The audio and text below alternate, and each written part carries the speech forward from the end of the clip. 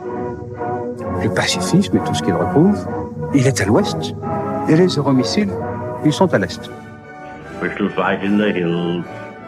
We shall never surrender. Não estamos mais isolados. A solidariedade europeia não nos faltará. Diplomatas, um podcast de análise da atualidade internacional com Teresa de Sousa e Carlos Gaspar. Bom dia e bem-vindos a um novo episódio do podcast Diplomatas. Eu sou o Ivo Neto e comigo está a jornalista Teresa de Sousa e o investigador Carlos Gaspar. Estamos a gravar na tarde de quinta-feira, dia 21 de novembro. A Rússia atacou a Ucrânia há 1000 dias. A data celebra-se na mesma altura em que Joe Biden surpreendeu meio mundo a autorizar a Ucrânia a aplicar em território russo os famosos ATACMS. O primeiro ataque com estes mísseis, feitos nos Estados Unidos, que têm um alcance de até 300 km, aconteceu na terça-feira e na quarta-feira as forças de Kiev usaram os Storm Shadows de fabrico britânico. O alvo é a região de Kursk, onde estão forças da Coreia do Norte. São cerca de 10.000 homens, segundo as autoridades ocidentais. Carlos, em que ponto do conflito estamos agora? Nós estamos perante uma dupla escalada, uma escalada horizontal por parte da Rússia, com a intervenção das tropas norte-coreanas. São as primeiras tropas estrangeiras que intervêm neste conflito, nesta guerra russo-ucraniana. É a primeira vez que há tropas combatentes estrangeiras no terreno. Aparentemente, Putin não tem capacidade de mobilização suficiente neste momento para mobilizar as forças necessárias para recuperar a região de Kursk, que é uma província russa, que está em parte ocupada pela Ucrânia, e Putin acrescentou a esta escalada horizontal uma escalada vertical com a revisão da doutrina nuclear que alarga o quadro de situações em que a Rússia entende legítimo recorrer a armas nucleares. E Biden respondeu a esta dupla escalada com a autorização aos ucranianos para poderem usar os mísseis do exército, os ATACMS, que têm capacidade para atingir toda a província de Kursk e também têm capacidade para atingir dentro do território russo as bases a partir das quais estão a ser lançados os mísseis que bombardeiam as principais cidades na Ucrânia. E isso, os ingleses seguiram também esta indicação, com os mísseis Storm Shadow, que têm um alcance ligeiramente mais pequeno, 250 km, mas são igualmente eficazes. São mísseis de cruzeiro. Os ATACMS são mísseis balísticos, têm uma grande precisão, já estão a ser usados uns e outros. Imediatamente Zelensky deu ordens para se usarem esses mísseis, designadamente contra as concentrações de tropas e os arsenais que estão na província de Kursk, e espera-se que estes mísseis, esta autorização, embora tardia, possa garantir que as tropas russas não recuperam o território que os ucranianos ocupam dentro da Federação Russa. Teresa, esta medida de Joe Biden, a decisão de Joe Biden e, consequentemente, a repetição dos aliados europeus, que valor simbólico é que tem neste momento da guerra? Eu creio que tem um valor simbólico importante. O Carlos falou há pouco que pela primeira vez havia um envolvimento, um contingente estrangeiro, ainda por cima da Ásia. A Ásia nunca interveio em território europeu, antigamente, historicamente, era precisamente ao contrário. E isso do ponto de vista de Putin, internacionalizou a invasão da Ucrânia. O que eu vejo de importante nesta decisão de Joe Biden, seguida pelos ingleses, pelos britânicos e provavelmente pelos franceses, ainda não temos confirmação disso, é de alguma maneira uma resposta que também internacionaliza de alguma maneira o conflito, não que haja tropas da NATO a intervir em território ucraniano, mas há da parte dos Estados Unidos e da parte do Reino Unido, por enquanto, um novo passo que os envolve, que os responsabiliza e que os envolve ainda mais neste conflito na Ucrânia. Eu creio que, como o Carlos disse, o presidente Biden justificou a decisão, como sabemos, ele teve uma enorme relutância em dar este passo com os mísseis de mais longo alcance, que Zelensky lhe andava a pedir há imenso tempo. Biden deu este passo, também, creio eu, porque já estamos todos na América e na Europa a sofrer o chamado efeito Trump. Quer os americanos, quer os europeus, quer a administração americana, quer os europeus, têm a noção que tem 2 meses para criar na Ucrânia e dar à Ucrânia as maiores capacidades que lhe permitam aquilo que Zelensky está sempre a pedir e com toda a razão, chegar à mesa das negociações numa posição de força e não numa posição de fraqueza. Ninguém sabe ao certo qual vai ser a estratégia de Donald Trump em relação à guerra da Ucrânia, mas os sinais que fomos tendo ao longo da campanha e ao longo dos últimos tempos não são propriamente animadores. A Europa teme, a Ucrânia teme que ele negocie com Putin por cima da cabeça dos europeus e dos ucranianos, o que seria bastante negativo para as duas, quer para a Ucrânia, quer para a Europa, para não dizer catastrófico, e creio que a eleição de Trump, a 5 de novembro, introduziu aqui, quer na Europa, quer na administração americana, um efeito acelerador, e que agora aquilo que vamos ver nos próximos 2 meses é, no fim, já o resultado do impacto que esta eleição vai ter no mundo inteiro, naturalmente, na Europa muito em particular, e ainda mais na Ucrânia. Teresa, mas aqui respondendo um bocadinho de algumas críticas que alguns analistas têm feito, não será demasiado tarde esta decisão de Joe Biden e, consequentemente, a resposta dos aliados, alguns dos aliados europeus? Pode ser demasiado tarde, começando por tentar explicar um pouco qual foi a estratégia de Joe Biden, foi sempre de uma grande prudência. Ele prometeu logo no início, declarou logo no início do conflito que daria todo o apoio à Ucrânia, mas que os Estados Unidos não se envolveriam diretamente no conflito. Tem mantido nestes últimos 2 anos, quase 3 anos, sempre uma posição de grande prudência para que o conflito não escalasse e não fugisse ao controle do estádio que a América o queria manter. Foi muito criticado por isso. Evidentemente, temos sempre de perceber que se houvesse uma qualquer escalada incontrolável, inclusivamente nuclear, embora eu não acredite muito nisso, na Europa, a partir do conflito na Ucrânia, seriam os Estados Unidos a ter de resolvê-la, portanto a sua responsabilidade é maior do que todos os outros,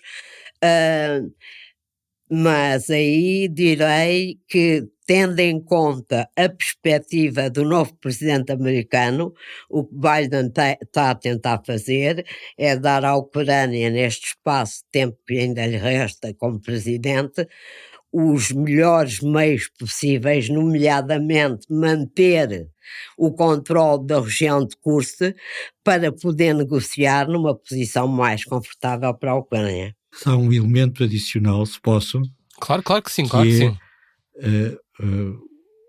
Concordo absolutamente com o que disse a Teresa, mas queria sublinhar que esta posição de autodissuasão dos Estados Unidos que Biden praticou desde a primeira hora aplicava-se à não intervenção dos Estados Unidos e dos Estados-membros da NATO. E no Partido Republicano, entre os estrategas republicanos neste momento, há um debate sobre esta questão e há uma posição que diz que quem não intervém, quem nunca enviará soldados para a Ucrânia, são os Estados Unidos, mas que os aliados dos Estados Unidos podem muito bem mandar tropas para a Ucrânia, sobretudo a partir do momento em que há o precedente aberto com a intervenção das tropas norte-coreanas, como disse a Teresa, tiveram que atravessar o continente euroasiático para chegar a Kursk. Este é um elemento novo que já foi evocado pela França. Exatamente, é isso que eu ia dizer. O próprio Emmanuel Macron, há cerca de alguns meses, ele falou dessa questão. Exatamente.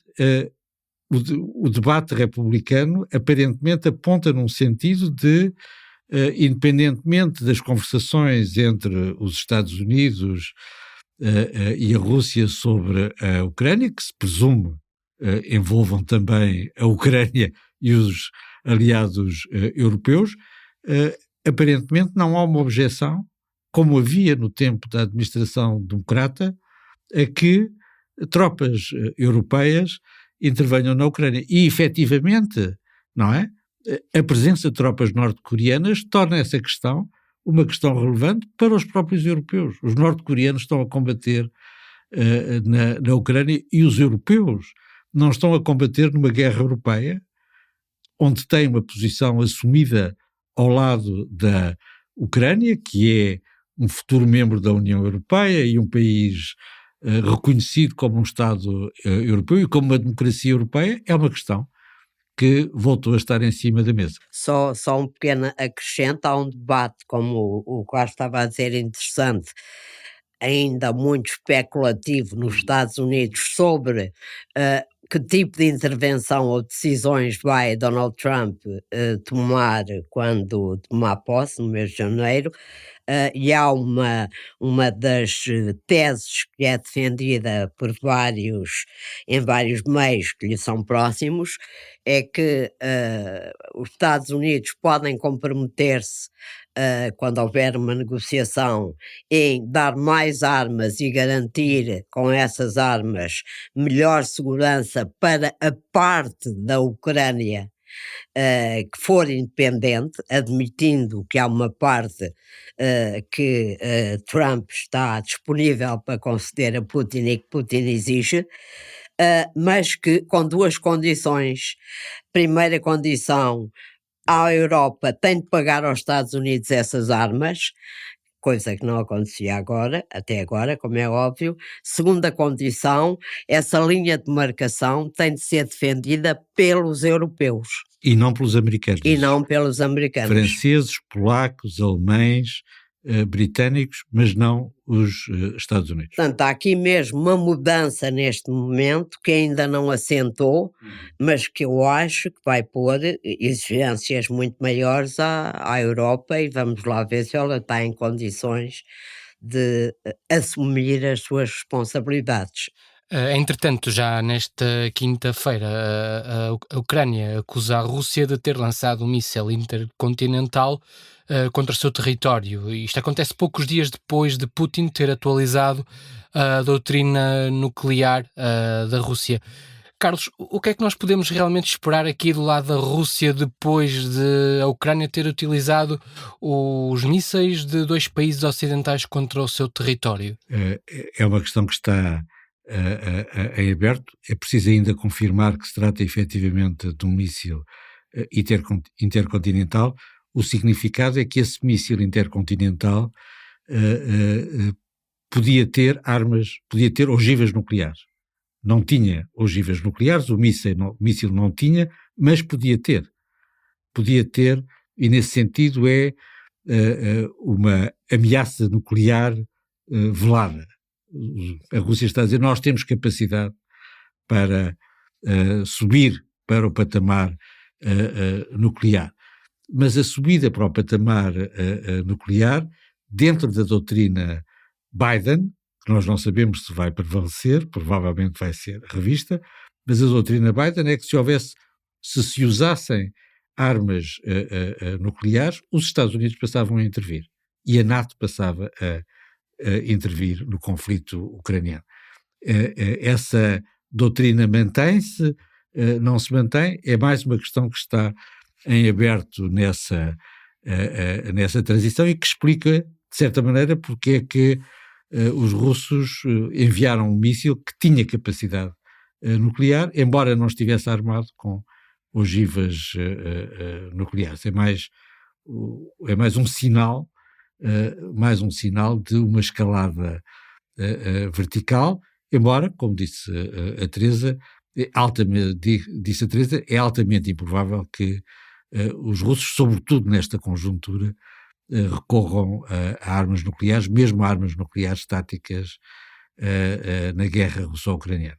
Teresa, há aqui um aspecto também importante desta atualização da doutrina nuclear, que acontecer precisamente no dia em que se celebram os 1000 dias da guerra, é que nós, em vez de discutirmos os 1000 dias em que o povo ucraniano está subjugado a uma guerra, lembrarmos os massacres de Bucha, nós passamos o dia a discutir a tal doutrina nuclear, e ninguém melhor sabe como é que isto funciona, como é que a guerra tem várias frentes, do que Vladimir Putin. Exatamente, eu creio, se eu bem percebi, eu creio que o que se tornou público, o que o Vladimir Putin resolveu tornar público nos 1000 dias da guerra, foi uma decisão que nós não conhecemos na altura, que foi anunciada no dia 25 de setembro, em que Moscou anunciou que tinha revisto a sua doutrina nuclear. Não explicou qual era o sentido dessa revisão. Escolheu uma altura simbólica, os 1000 dias da resistência ucraniana, para divulgar quais eram as alterações a essa doutrina militar. Eu não creio que Putin, que é, apesar de tudo, apesar de ser um autocrata diabólico, alguma vez se arrisca a passar o limiar da guerra nuclear. Agora, há uma coisa que ele joga com isto, e joga muito bem, e tem jogado sempre ao longo do tempo, que é meter medo aos europeus. E mete medo aos europeus, porque vê nas televisões que Putin ameaça o recurso às armas nucleares contra os países que, mesmo sem terem armas nucleares, são apoiados por países com armamento nuclear. Ver aquilo que se está a passar na Ucrânia neste momento, ouvir falar de mísseis intercontinentais que podem transportar ogivas nucleares. Tudo isto cria um problema, cria uma sensação de angústia, de medo na Europa, que funciona sempre a favor do agressor.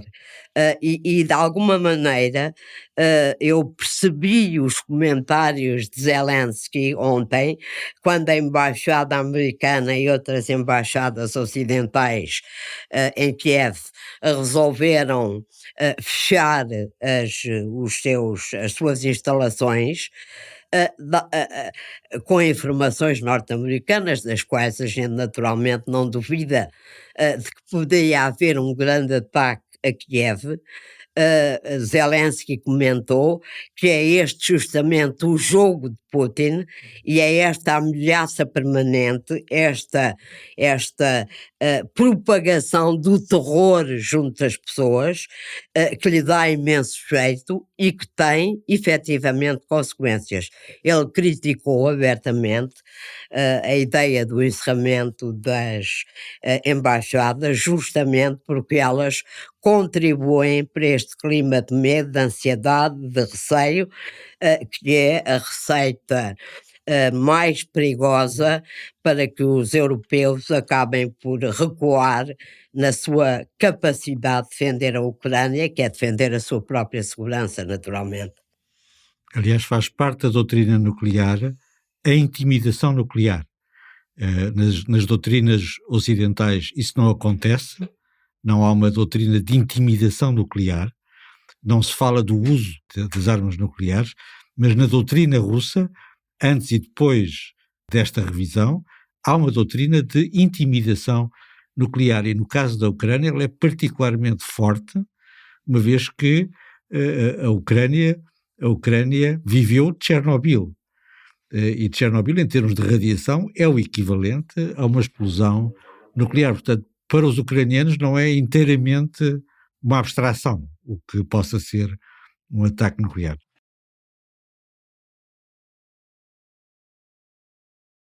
Pouco antes de começarmos o nosso podcast, surge aqui uma notícia recente.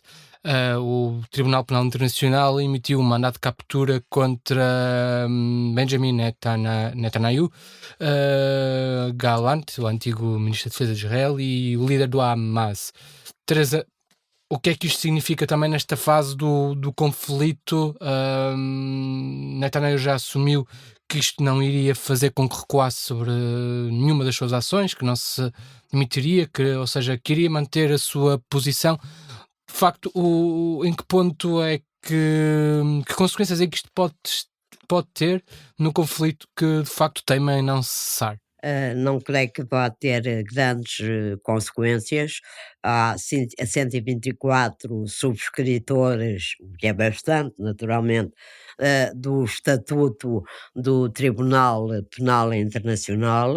É bom lembrar que a acusação que fundamenta o mandato contra Benjamin Netanyahu é por ele recorrer à arma da fome, não é pelos bombardeamentos, é por ele recorrer à arma da fome contra o povo de Gaza. Portanto, tem aqui um enquadramento legal muito específico, tal como o mandato de captura de Vladimir Putin, também emitido pelo Tribunal Penal Internacional, tinha como quadro penal o facto dele e as instituições russas levarem à força crianças ucranianas para território russo. Portanto, é bom termos sempre este enquadramento legal destas decisões. Evidentemente que não vão fazer ceder Benjamin Netanyahu. Benjamin Netanyahu joga agora, nestes 2 meses, para manter as coisas até à chegada de Donald Trump à Casa Branca. Ele manifestou o seu enorme contentamento quando Trump foi eleito no dia 5 de novembro. Mesmo assim, eu só queria dar aqui um pequeno toque pragmático, digamos assim. Quando foi aprovado o Estatuto de Roma, que estabelece as regras do Tribunal Penal Internacional, a União Europeia aderiu, todos os países da União Europeia aderiram, a maior parte das democracias ocidentais e internacionais também não, e os Estados Unidos, suscitando algumas críticas dos seus parceiros europeus, não assinaram o Estatuto de Roma. E não assinaram porque têm perfeita consciência tinham perfeita consciência e continuam a ter de qual é o seu papel no mundo, e sabem que esse papel, mesmo respeitando e condenando os ataques ataques, os crimes contra a humanidade que o Tribunal quer penalizar e quer dissuadir, a sua margem de manobra política e militar seria fortemente limitada se eles tivessem assinado o Estatuto de Roma. Temos agora um bom exemplo, eles vão ter de continuar com Biden e provavelmente com Trump a negociar uma solução de paz, de equilíbrio para o Médio Oriente, vão ter de continuar a negociar com Netanyahu, tal como negociam com o governo libanês ou com o próprio Hamas, mesmo que por intermédio, agora já não, do Qatar, e portanto pragmaticamente é bom que mantenham as mãos livres para continuarem a tentar resolver um conflito terrível em termos humanos, mas que, eu volto a lembrar, ao contrário do que aconteceu na Ucrânia, foi provocado por um massacre cometido contra a população israelita. É tudo por hoje. Muito obrigado por nos ter ouvido. Regressamos daqui a 2 semanas. Boa tarde. Obrigado. O podcast Diplomatas é uma parceria Público-IPRI, Instituto Português de Relações Internacionais.